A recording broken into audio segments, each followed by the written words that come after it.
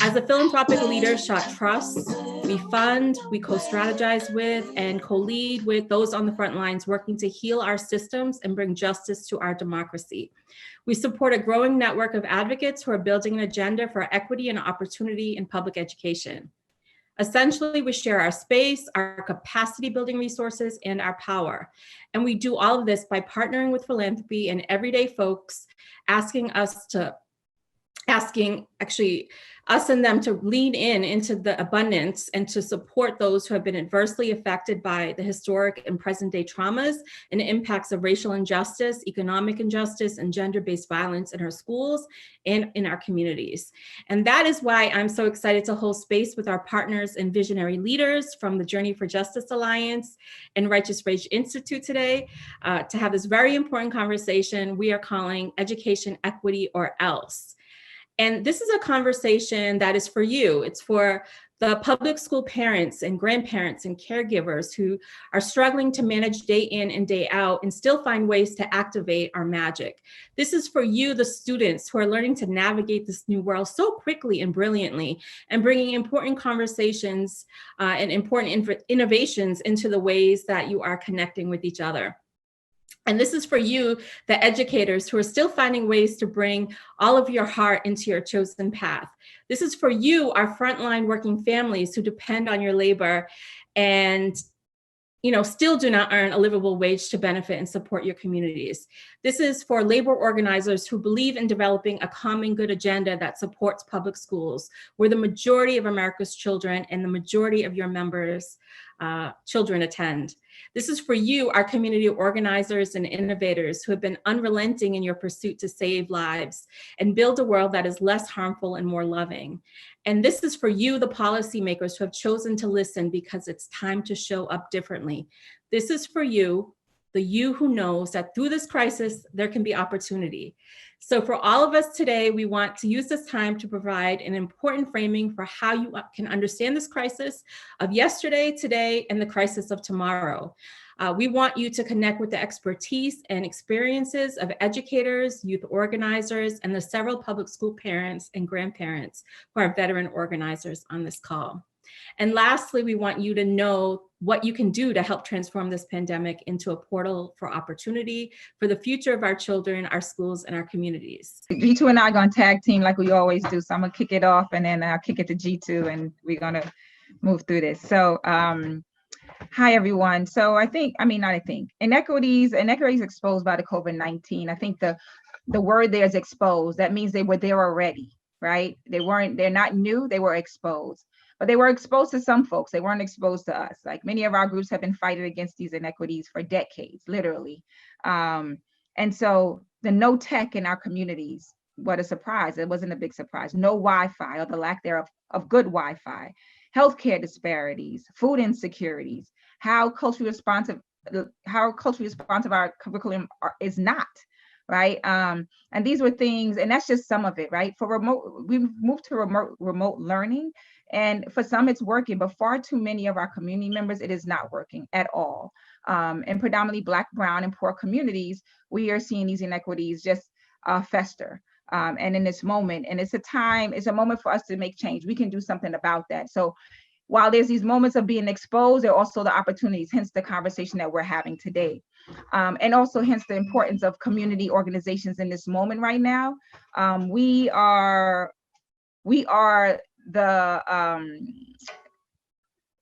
our ancestors' greatest dreams, right? And it's time for us to move into action.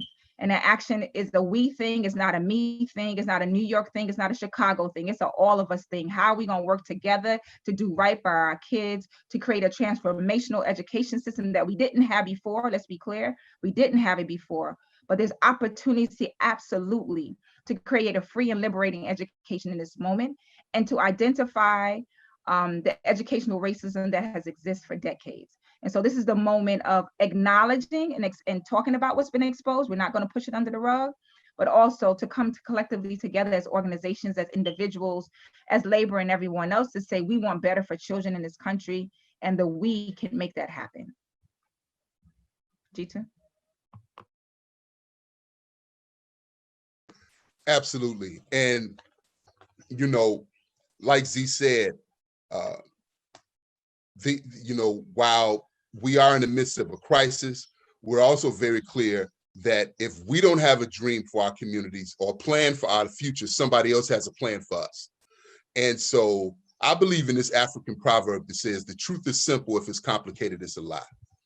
And so we understand, and we've grown to the point of understanding in the Journey for Justice Alliance, that the biggest issue in public education in the United States is not just the school to prison pipeline, is not just school closings, is not just the overabundance of punitive standardized testing, is not just the lack of teachers of color, is not just the ignoring Black and brown parents, Black, brown, and indigenous parent voice and student voice. All of those things, as singular issues that are important, all are symptoms of a bigger disease, and that disease is inequity. That disease is this country's refusal to honor the mandate of Brown v. Board, and the fact that we have suffered through institutionalized lovelessness for decades. So we say, when we first started working together, we were all isolated. I was in Chicago dealing with Mayor Daley and Rahm Emanuel, and it seemed like we were by ourselves. So we started with 12 cities. I want to report to you all today that we have 36 member cities, and we have member cities in Johannesburg, South Africa, as well as Puerto Rico. And so in that process, one of the things that an oppressive system does, it teaches us that we can't win. It festers, it produces hopelessness. But I want to report out to you all some of the victories that we and other people have won around the country. And I want you to then say, is it hopeless? Can we win? In New York, mothers, fathers, young people organized and pumped the brakes on school privatization and pushed New York to open over 100 community schools. Also, they won $23 million to flip the New York education system to have them focus on culturally responsive curriculum.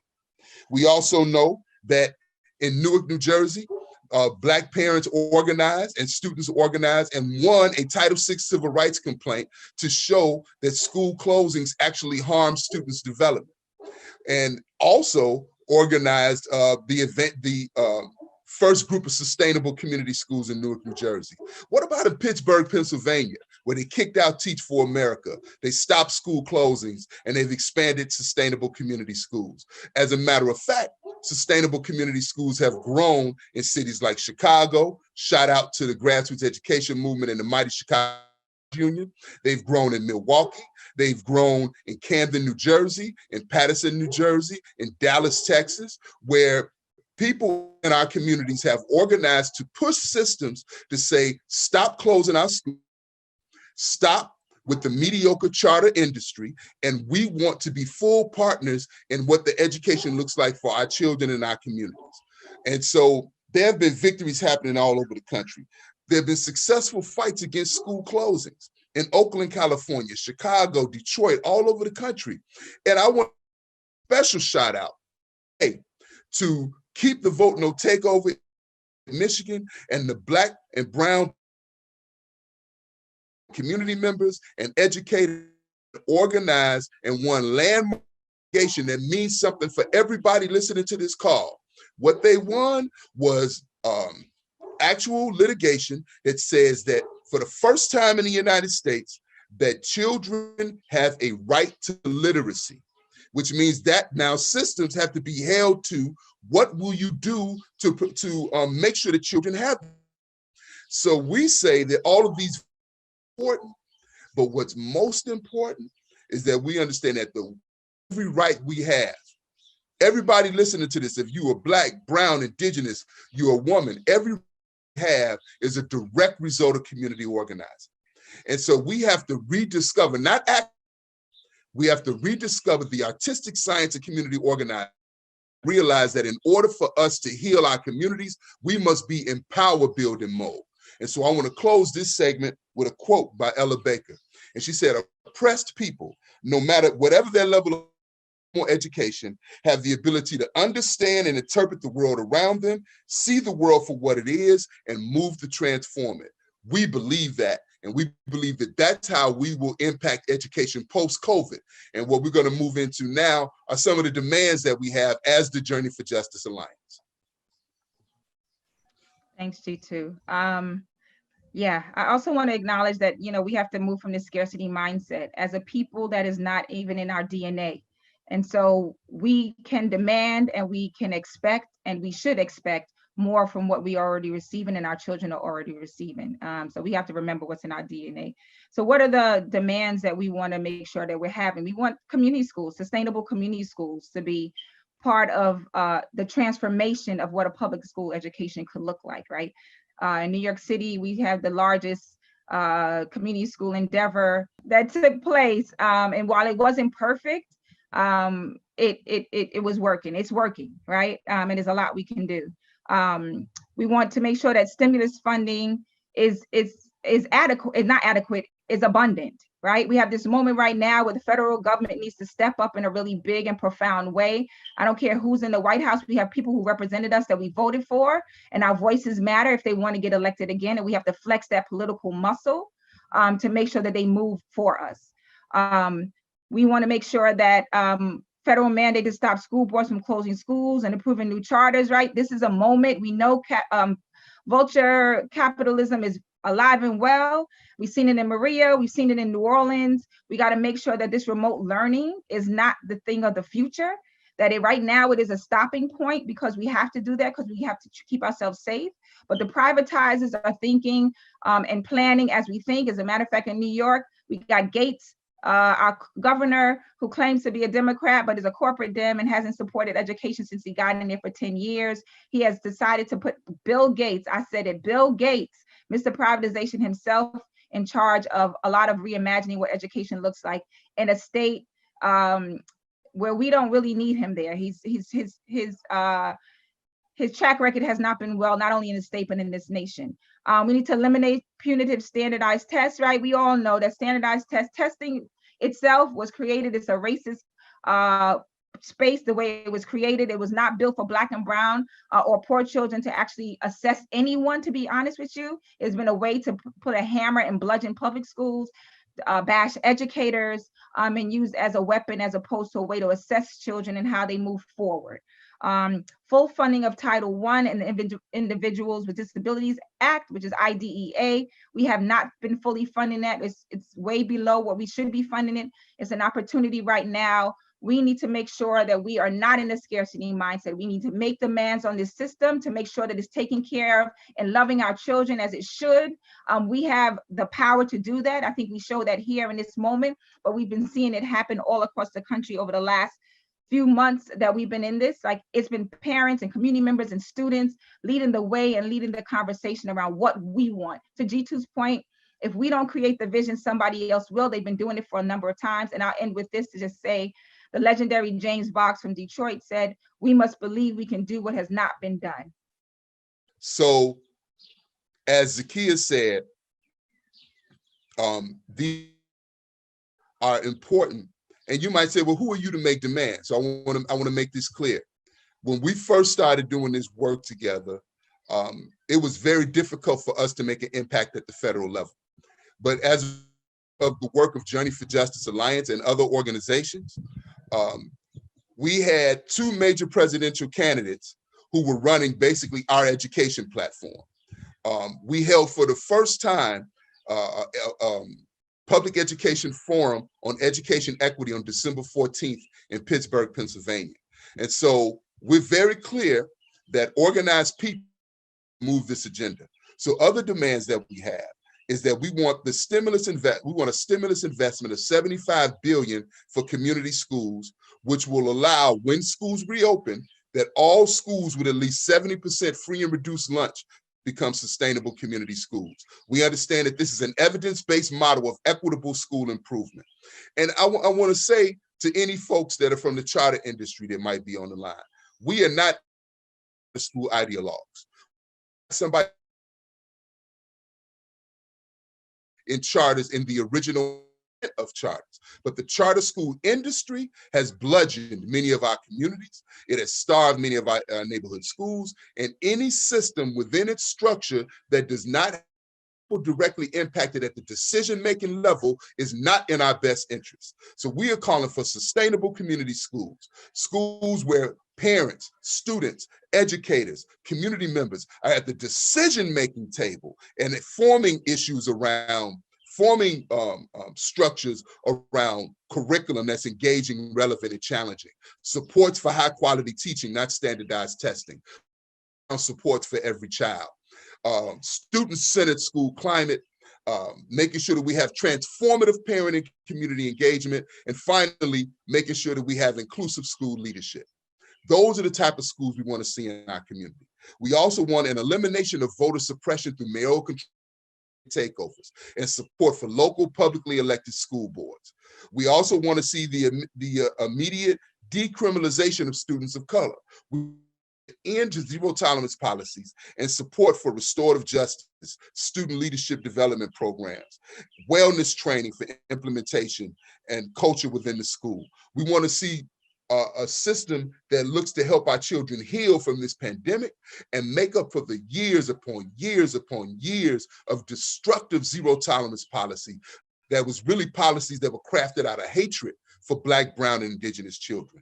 And finally, we want to make sure that in our communities, we have the structures set up to make sure that parents and community members are part of the reopening and re-envisioning of our communities and of our schools. We don't want anybody making decisions for us. We want to make sure that our people are at the table when it's happening. I want to repeat one that I think we didn't mention, is that we want to make sure that all children this year are held harmless from D's or F's. We think that every child should start with a 75 and build from there.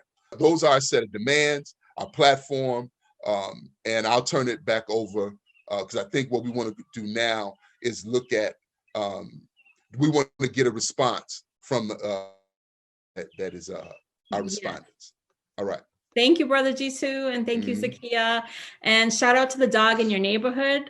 Just to set the scene, Brother Jitu is sitting on his porch watching the neighborhood like an elder, and that's what I'm like seeing right now. But no joking here. As usual, you're always dropping knowledge in ways that clearly show both of your passion and your expertise in this area. And I want to affirm some of the things I heard and let our viewers know that we'll loop back around and discuss what to expect in a little bit. So next steps and things like that. I heard that this is about us. If we do not have a plan for us, then someone else will. We have wins under our belt, landmark wins in cities across this country, all a result of direct community organizing. We can expect and demand more. This is not a time to have a scarcity mindset. I also heard ideas about what can learning look like for our most disadvantaged children in ways that also bring justice to our democracy, including in your set of demands around ensuring that students and parents are part of the re-envisioning and reopening, as you said, of locally control schools. And you can see all of these demands on J4J's website, journey at j4jalliance.com. We'll be posting where you can get more information soon. But now I want to pivot, as Brother Jitu said, and move over to our response panel and invite you all to share more about yourself, your local efforts, and how these demands that Zakia and Jitu discussed align with your local organizing efforts. And we'll start with you, Sol. And to be transparent here, Sol came to me with the idea for this conversation after we connected on what needs to be, the bigger conversation in framing for education justice. And so it just pleases me to say that how being connected to both local and national groups has been key to this work. And so I'll just turn it over to you, Brother Sol, for your response. Thank you, Sister Mariana, and thank you, Brother Jitu and Zakia, for that that wonderful framing and providing context for this conversation. As I said in my introduction, it's extremely important that we honor the work of our ancestors. And in this moment, it's important that we be what we so oftentimes talk about, which is being woke.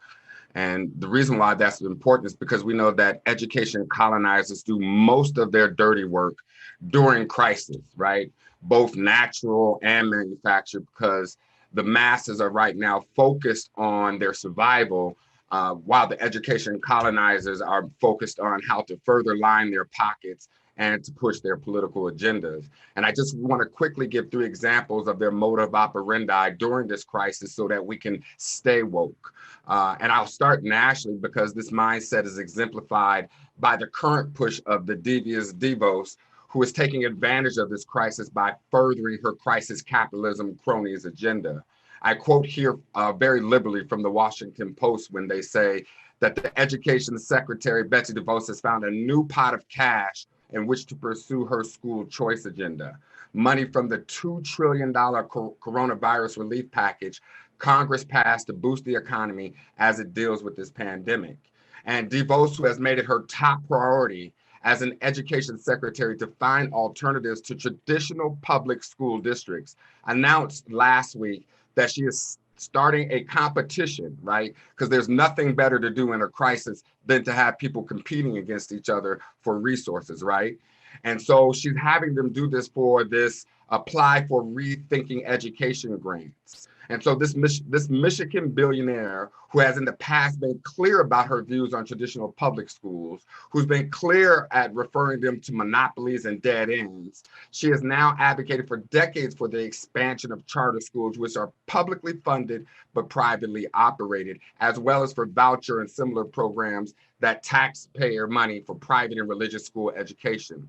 Not to mention, she's also an enthusiast of virtual learning and has supported online cyber charters despite research showing that many of the enrolled students have poor educational outcomes. And just so we're clear, that's really Black and brown folks that we're talking about, right? And so for those of us who have been following public education are very much aware that DeVos and those of her ilk in the privatization camp have been pushing online learning to Black, Indigenous, people of color communities as a viable school alternative for us for quite some time. They do this, and when I say them, I mean the colonizers do this knowing full well that traditional schools don't merely serve as places of education, but they're also communal hubs where adults and youth gather to learn, to play, to host food banks, to do care services, and even spiritual gatherings. So this is not just an attack on BIPOC schooling, but it's also an attack on communal ways of educating and caring for our communities. And so I will close out by saying this, and you know, I'll come back later to talk about what's specifically happening here in Denver when it comes to that. But our solution to this is family freedom schools to a community school pipeline. And for those of you who are not familiar with freedom schools and where they originated, freedom schools were temporary, alternative, culturally relevant curriculum, community-driven free schools for Black folks, mostly in the South. And they originated as part of a nationwide effort during the civil rights movement to organize Black folks to achieve social, political, and economic equality in the United States. And that is what we're calling for, is for sustainable community schools, especially here in Denver. And so I will close by saying this. In this new world that we're dealing with, the Family Freedom School and Community School pipeline, along with our ability to organize ourselves, will be essential to our survival. At this crucial time, BIPOC communities cannot afford to forget whose shoulders we are standing on in these moments and how we got here. Black folks, we cannot afford to forget how we threw off the yoke of 287 years of chattel slavery and 100 plus years of Jim Crow to get where we are now today. We cannot afford to take our collective foot off the gas. We must organize. Indigenous family, we cannot forget how we survived the Trail of Tears and the Alvarado Massacre, the Sand Creek Massacre, and hundreds of others, not to mention the apartheid conditions that exist on the reservations and on the borders today. Yes, we as Indigenous people must organize. And my POC, my Asian folks, family, we cannot forget we survived the slavery-like conditions when building the railroads of this country, the internment camps, the Chinese and Filipino exclusion acts, and how we overcame those. People of color, our Asian family must organize. And lastly, to my so-called white family, You cannot forget the Quakers' assistance of the Underground Railroad, the John Browns, the Niagara movement, and those of you that stood shoulder to shoulder with us during the Civil Rights, Black Power, and Black Lives movements. You too must organize. And so it's time for us to organize and rise. It's time for us. It's time for you to get behind the J for J set of demands. Now is the time for education equity or else. Thank you, Brother Soul, for situating this conversation in the context of history that we are all connected to in some way, shape, or form. I'm going to turn it over to you, Brother Ivan. It's clear that through remote learning that me and my peers are left at a disadvantage. Technology has been exposed as a central resource in education. It is needed to be successful, but if you don't have it, you're left to fail, and that's the current situation. Black, impoverished Black and brown communities, technology is a privilege or a luxury because of the lack of access to it. It was hard, just difficult, just enough to get situated or prepared for the night's event, and that's just the norm. At home, some people don't have a computer, a tablet, or even a Wi-Fi. You feel me? And at school, on the school level, your computer either doesn't meet all the needs or the requirements needed to complete an assignment, or there's a bunch of technical difficulties. I went out to my school like 2 weeks ago, and the computer they gave me doesn't even work. I brought it home, tried to log on to do my remote learning homework, and it straight said log on server does not recognize. And for ever since then, I have not been able to like do my work. You feel me?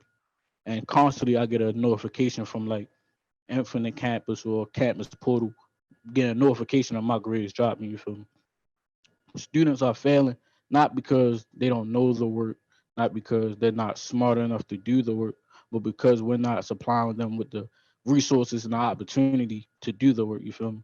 That's like if you got a driving test and you did the permit test, you did everything leading up, but you don't have that on the road experience. The only car you got is a hoopty, and the hoopty barely cut on. You feel me? You can't. But Timmy down the block on the other side of the city, you feel me, has a BMW. And Timmy and you go to the same city, but not the same type schools or same type resources or same availability next to you because of your zip code or ethnicity or financial status or social status. The same opportunities and resources aren't available to you. And it's possible to pass students and give students the resources that we need. You feel me? Like there's no reason that I should be failing or I can't graduate or I risk the chance of not being able to graduate because of the situation of remote learning, because I don't have the support or the resources to do what I need to do. And that's like the biggest thing. It's not that students aren't capable of doing the work.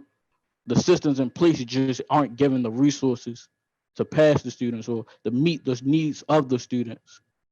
And we can't continue to fail students because we're not being properly serviced.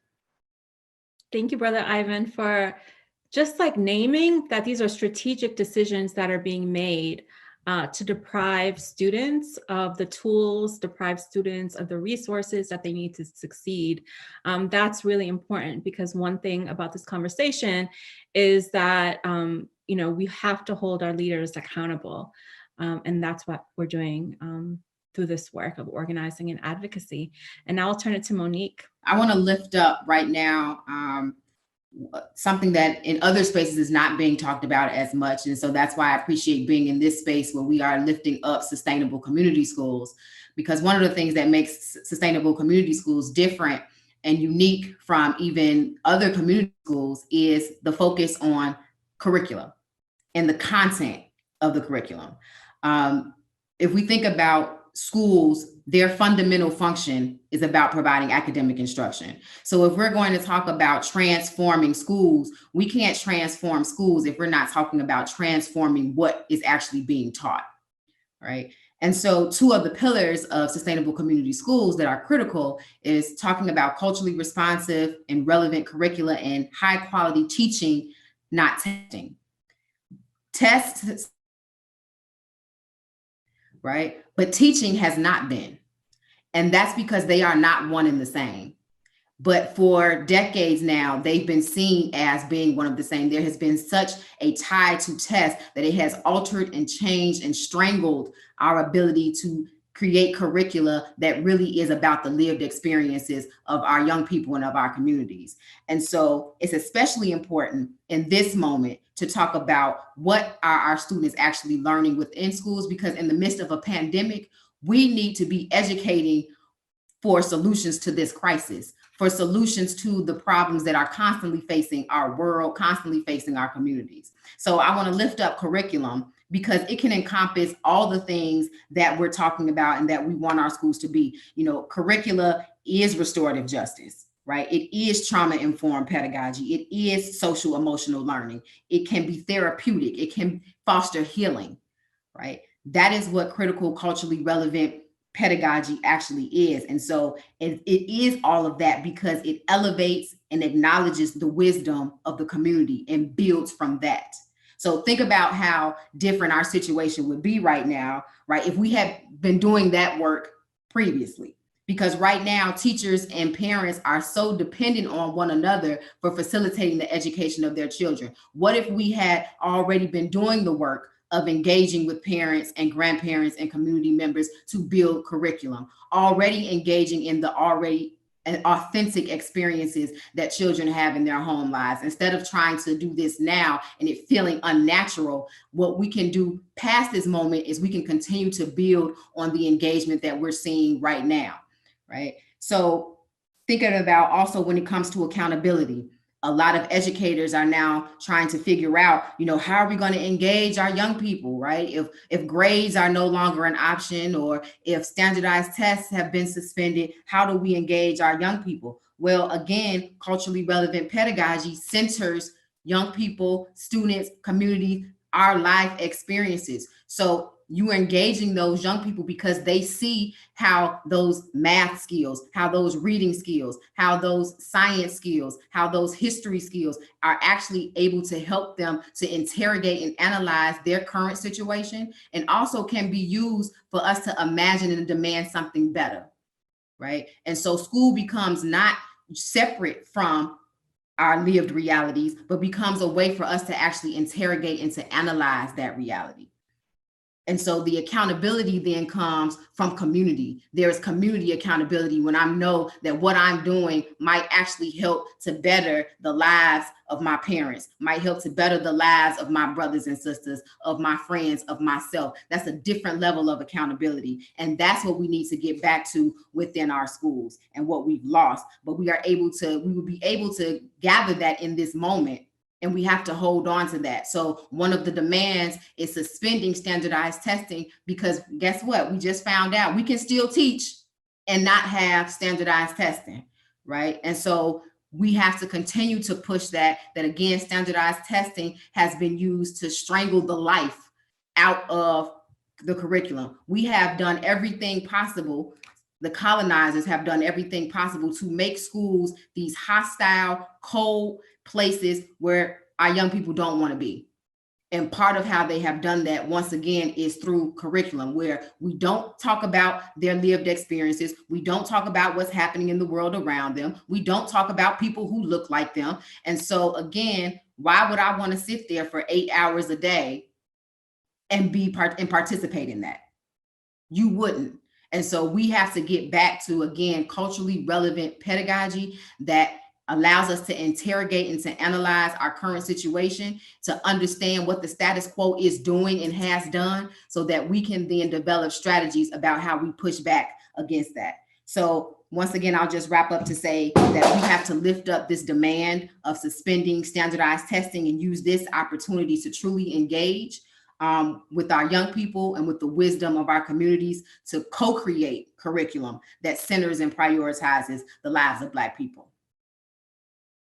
Thank you, Dr. Rideau. I know you want to be referred to as Monique, but woo, you dropped a lot of PhD wisdom on us. So, I mean, you opened the portal here, answered the question, what can learning look like for our most disadvantaged children? And as you said, we've already learned we can live without standardized curriculum. We can and should provide culturally responsive education so that we can create our own solutions, our young people, with our young people, through learning and building the world that we want to live in, right? Which is super important in this moment. I think when people are saying that we don't want to go back to what we were doing before. And so I want to pivot now to talking about what is required for us in this moment. And I'd like to invite again, Brother G2 and Zakia to lift up and respond to what was shared, and also offer our viewers some invitation for next steps and actions we can take to ensure that we're answering the question. First, thank you to all our panelists for your wisdom. I think Ivan made it very clear how, that technology is not a privilege, it should be a right? And that systems that don't deliver and make sure that every child has access to technology, it speaks to a quote that we have when we say, we don't have failing schools, we've been failed, right?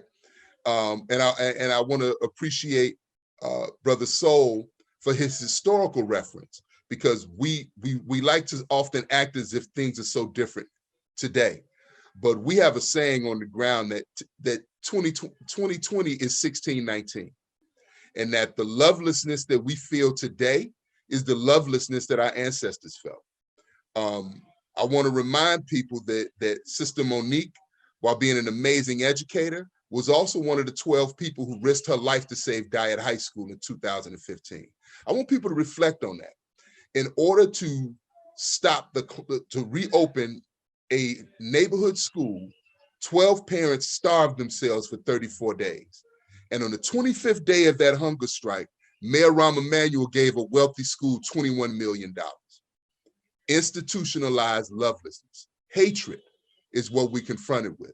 And I want to thank Brother Soul for giving us that historical reference. And then I want to really thank Monique for breaking it down by just saying, we teaching now, we're not testing. So, and it actually gives teachers the space to be creative, to make education relate to what young people are going through every day. So in regards to what's coming up next, I think, Z, we could just vibe off this. Is basically 3 solid next steps. We have to, 1, not be isolated. So we're asking everybody to opt in for J4J's text platform, and you see the sign up right there. All you have to do is sign up, and then they'll just ask you for your name, your cell number, and your city. And this information will not be shared. It is secure. It is secure information that will not be shared with anyone else. But we, in this space, if we need to call the governor of Arkansas and tell him, give the people of Arkansas the right to elect their school board, and we want him to get 20,000 phone calls, we want to make sure that we have, the ability to reach out to our members and our allies to make that happen.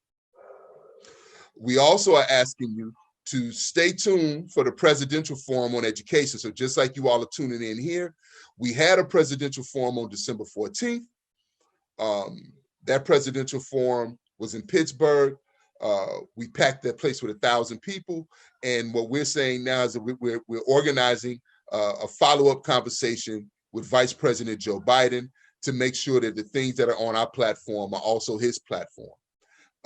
And we're saying create coalitions in your city to hold systems accountable for how schools open. So in places like Chicago, we have the Coalition of Black-led Organizations. We in Camden, New Jersey, they have community members that are on the Recovery and I believe Recovery and Reopen Committee. And then they have organized a citywide coalition to make sure that that committee does what it needs to do. We believe that those are 3 solid next steps. So again, opt in for our text platform, right? Do that tonight. Do it right now. And make sure that you're able to connect with J4J, stay on top of what's going on. And when we have to give someone the business, you'll be ready to give them the business. 2, stay tuned for the Presidential Forum on Education. And then 3, and be ready for that, because we're going to need you to show up for that as well. And on that, there'll be opportunity for questions from the audience. And then number 3, create coalitions in your city to hold systems accountable for how schools open. Yes, ma'am. So those are the basic next steps. Z, did you have anything you wanted to add just in regards to the moment? Yeah, I think in regards to the creating coalitions, in New York, we're starting to think about, this word reimagine is popping up. It's popping up in privatizers language and all this other stuff. So we should be mindful when we see that. But how do we reclaim the language? Just like we reclaim the conversation around choice, right? Choice was used, just when you heard it, it wasn't choice, right? We see what happened in New Orleans. So how do we reclaim the narrative around reimagining? And so what we're thinking about in New York is like, when you have these coalitions conversations, how do you reimagine about how you transform public education in your community? Let's start having those kind of conversations so that when it's time, we can reopen our schools in a way that we, as G2 started, envision our schools to look like, right? And I think that's really important. And then lastly, I'll just also pitching around the lovelessness of the world, and knowing that in New York, I know many of you probably heard how wonderful Governor Cuomo is, and I'm here to let you know the people on the ground, not just education, healthcare, housing, all those things will tell you right now his 10-year legacy has been the cutting of our public schools by billions of dollars. We had 20,000 less hospital beds because of him. He rolled back bail reform. This man is not the hero that everyone claims him to be. So please don't look at him to be the president or the vice president. He is no different than I would say a lot of these corporate Dems that we have, like a Rahm Emanuel and others. So pay attention. We need to look around, pay attention to the words that are starting to be used, because we know that's what happens. That's what privatization looks like. It starts molding and creating even value statement words to make it seem like it's for us, and it's not always for us. Most of the time it's not. So use those different platforms. We are on social media, we're online, we're doing virtuals over and over again. Let's galvanize the power of the people while everyone is captivated in this moment. They want to know more, and they want to know what they can do about the change. I want to open it up now to the floor and see if there are any questions or anything that any of you want to respond to and what you've heard from each other. Our sister Monique gave a wonderful reference to so oftentimes, and this is true from plantation times up until now, we get involved in these systems and we forget that we're actually free people in these systems. And so as a teacher, oftentimes you get so locked into what the status has been and what the norms have been, that we forget that there's leeway and leverage in order, and that's necessary now in order for us to save our children. So I want to encourage teachers to take that freedom that they have right now, that they don't have to teach to the test, which is what they've been trained to do, and really to connect with their children, with their students during this time.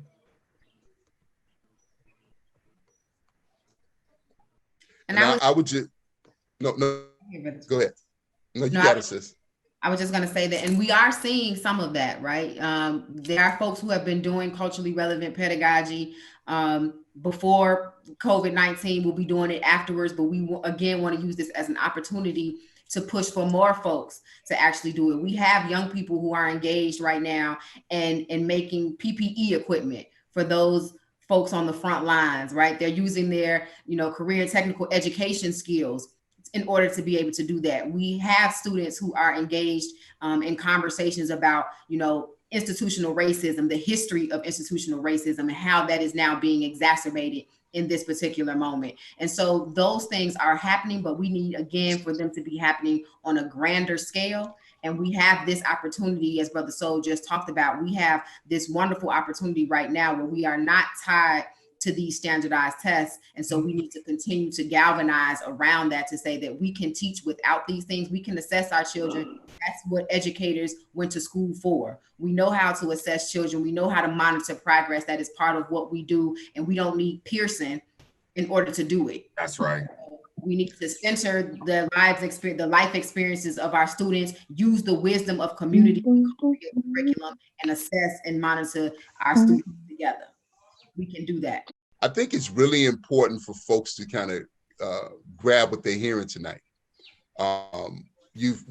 We understand that it's community knowledge and content knowledge to create the environment for academic and human achievement. So we believe that actually engaging people in a way that's respectful that values their input, students, parents, educators, community members, would actually be reformed. Because the status quo is ignoring of our voices. That cake has been rebaked and rebaked and rebaked. So we're very clear that anything that is, we are not at the table to be a part of the envisioning process and the decision-making process to make sure how institutions function in our community is not in our interest. And I think that has to be a prerequisite for anything we talk about doing in regards to improving education for our children. And then to connect with what Zakia said, you heard both Monique and Sol use the term colonizers. And I want to be very clear by that when people come in your, they operate institutions in their image, in their perspective, without respect for community wisdom, That's without right. respect for the lived experiences of the people in the communities, and denies them the opportunity to use education as an instrument to improve communities. Those are colonizers. That's right. The invader institutions in our communities. An institution can be defined as a term structure designed to meet a basic need. So an institution can be in your community to actually help your people grow or to lower your quality. And so we think it's very important. We don't say we have failing schools. We say we've been failed. We don't call these people reformers. We call them colonizers. We understand that we are not dealing with just good people that are guided. We say that we are dealing with the wolf. When they ignore our voices, they shut down schools in our communities. Every city where the charter industry is root, coupled with affordable housing, the Black population is plummeted. I'm sitting here in a city that 20 years ago was 53% African American. And today, after over 160 school closings, after a purge of affordable housing, with 32% of the population. And for people listening right now, we can go all over the United States and I can go to DC, what used to be Chocolate City. Same thing, second most chartered district in the United States. Go to New Orleans, go to Detroit, go to Oakland, California. It used to be 52% Black, 25 years. 24% Black, 28% Black, somewhere in that lane. So we don't need a study to tell us what our hearts and our spirits and our eyes see every day. That's right. We have to develop our own language and our own commitment to saying that the way that we change, that we have to look for public education, the fight to make sure that we are building infrastructure for our people to remain in cities, to remain and thrive in those spaces. Because we're very clear, school privatization is a tool to the purging of Black people from urban spaces. Just wanted to add that. I had a question actually that I wanted to ask Sister Zakia, specifically as it pertains to community schools, because I know in New York that you all have done a lot of the groundwork in order to achieve community schools. And here in Denver, Colorado, the first community school that we started up, we were able to see very early on how deep of a threat it really is to the school system itself. So while it may pay lip service that it supports community schools, in all actuality, in all reality, community schools serves as a threat to the way that schooling has commonly done. So I want to ask you, what have you done? What type of organizing techniques or what type of things are important for those communities that need community schools and want community schools? What's important for them to keep in mind as they go about trying to institutionalize or bring them into birth? Yeah, so just for clarity, the Alliance for Quality Education works with the Coalition for Educational Justice, and this was their campaign around community schools. So parents from the Coalition for Educational Justice with the director and leadership with the director of Natasha Capers, they're also a member of the Journey for Justice Alliance, really pushed hard to make sure that Governor Mayor de Blasio put forth community schools, of which we have over 200 now. It wasn't perfect, but I think the key piece to it being a total like failure was to make sure that parents and community members and young people were engaged in the conversations. We created a community schools for Coalition for Community Schools Excellence. Kind of, I wouldn't call it a watchdog, but is part the CBOs who were part of the community school community and who were running the programs in there. We meet constantly. We've been doing it for years. I think, long story short, because I know we got to move on, which is community must be engaged in this always, consistently, on every level of what's happening, that we need to make sure there's a clear agenda of what it is we want. At a base level, there's some really powerful things that community schools can do and have the opportunity to do. We have to make sure that we get as many people behind it as possible, because what we see now, we have a new leadership about to take over and a new chancellor, and we want to make sure that whoever comes in doesn't try to dismantle what we already have put together. So it's like a combination of all those things that can really be a powerful, and as we talk about a liberating and freeing education, if we do it right, it could absolutely be that. And I believe in the power of us. And so those are some key points. But folks interested, visit the Coalition for Educational Justice website. They have tons of stuff there. And I'm sure we can share that on the website or the link.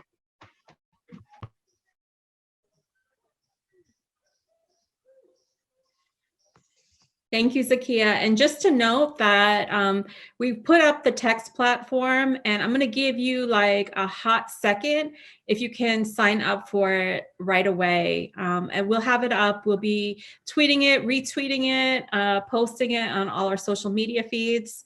But it's really important that we don't forget, and we make a commitment to doing something so simple as this today. So please, folks, when you get a second, please join J4J's text platform by going to this link. It's case sensitive, so we want to make sure that you're going to the right link. And with that, I will like to move us to provide some closing remarks. So if you each can take a minute to close us all out with your final thoughts.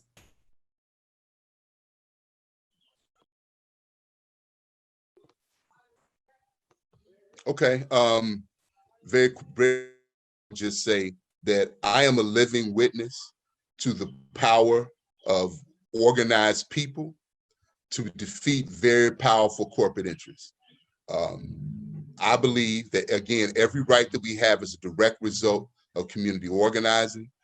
Community organizing and activism are different, and we have to understand that, and that no matter what policy we pass, because board landmark litigation has been in place since 1994, and we are still struggling today with a country that has refused to honor its mandate. Why? Because the community organizing infrastructure that we had in the late 60s, early 70s was murdered out of our communities. So let me share something with you. And for those that know me know that I'm speaking from my heart. It's very easy to kill a movement when you kill a Malcolm X, or you kill a Fred Hampton, you kill Harriet Tubman or that type of work. But what if you got 1,000 Malcolms? What if you got 1,000 Harriet Tubmans? What if you got 1,000 Ida B. Wells? And so we are about building leaders. We're about building people with the capacity to transform their communities. And so I want us to think about that, and to please connect with the Journey for Justice Alliance. If you are an organization that is interested in building power for education justice and want to join the Education Equity or Else campaign, please reach out to us. Thank you all for the opportunity to be here. And I'm going to close with this quote that was given to me by a great man. He said that we must be bold and daring. We must push possibilities to the limit. Only limitations are the ones that we accept. That's it. I'll go real quick. Yeah, I also want to say that I am a living product of the power of organizing. I started as a parent organizer, had no idea what anything was, labor, unions, how deeply politics was entrenched in education, had no idea 20 years ago. Don't know how I'm still sitting here and still able to do this fight, other than the people that you see on this screen and those that are watching, and the folks I work with the Alliance for Quality Education, an amazing group of women. Otherwise, I couldn't do this work, right? As well as family. But we are a product of pushing back against privatization, where we beat back vouchers and tax credits of millions of dollars people were flooding into New York a few years ago, and we beat them back years in a row. But I also want to acknowledge that it is our opportunity and our obligation to make sure that we're taking care of the least of us, our undocumented brothers and sisters, our indigenous communities, Black and brown poor and white rural areas, and all over the nation. They're experiencing very, very similar things, right? And if you're not willing to take care of the least of us, then I challenge where our moral standards are in this country. Rather, whoever is in leadership or not, the power of we, the power of the people is undeniable. We've seen it over and over again in different parts of our community. So let's unite the power of the people. Let's unite around democracy, because no one can steal it away from us if we're willing to fight for it. And let's unite around transforming an education system that works for every child, all children, regardless of zip code. And let's put that to rest for real, for sure. Normal is not what I want to go back to. I want to go back to something that's transformative. And I hope you're willing to join J for J and us in New York with the Alliance for Quality Education to make that happen.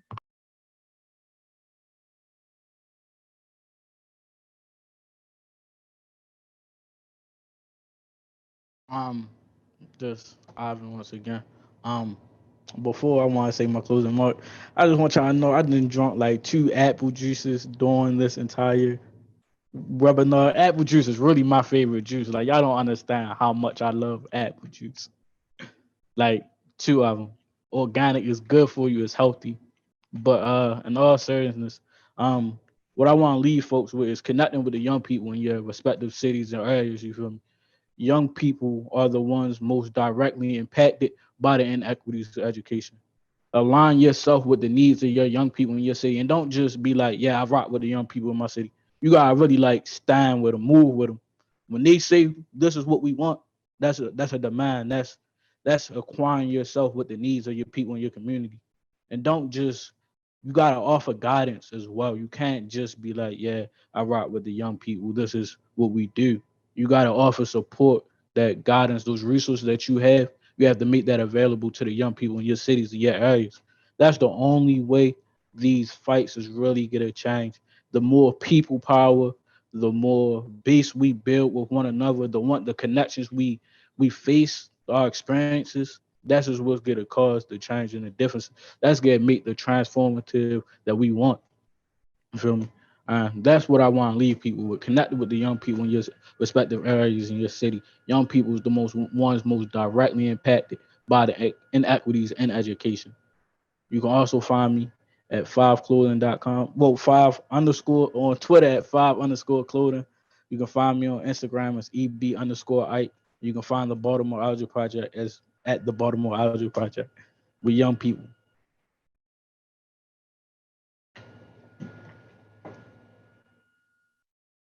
And Monique?